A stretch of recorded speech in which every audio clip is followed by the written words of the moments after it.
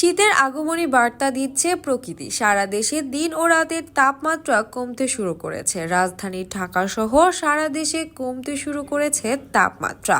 ভোর থেকে সকাল পর্যন্ত কুয়াশা থাকছে রাজধানী সহ দেশের উত্তর পূর্ব ও মধ্যাঞ্চলের খোলা জায়গা ও নদীগুলোতে। এই শীতের তীব্র আকার ধারণ করতে পারে জানুয়ারিতে, আর শীত অনুভূত হতে পারে মধ্য ডিসেম্বর থেকে বলে জানিয়েছে আবহাওয়া অধিদপ্তর। রোববার বাংলাদেশে আবহাওয়া অধিদপ্তর থেকে প্রকাশিত পূর্বাভাসে এসব তথ্য জানানো হয়েছে। আবহাওয়াবিদ শাহনাজ পারভীন জানান, ডিসেম্বরের মাঝামাঝিতে ঢাকায় শীত পুরোপুরি জেগে বসতে পারে। এর আগ পর্যন্ত স্বাভাবিকভাবে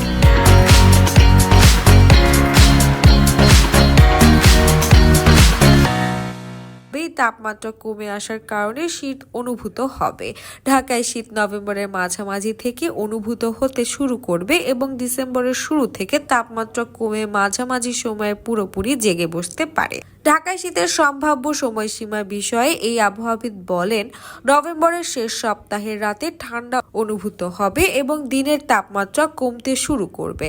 আর ডিসেম্বরের প্রথম সপ্তাহে ঢাকায় শীতের প্রকৃত অনুভূতি শুরু হবে। এদিকে রোববার সকাল 6টায় চুয়াডাঙ্গার সর্বনিম্ন তাপমাত্রা রেকর্ড করা হয়েছে 15.8 ডিগ্রি সেলসিয়াস। তাপমাত্রা বেড়ে যাওয়ার সম্ভাবনা নেই। ধীরে ধীরে সারা দেশে জেগে বসবে শীত।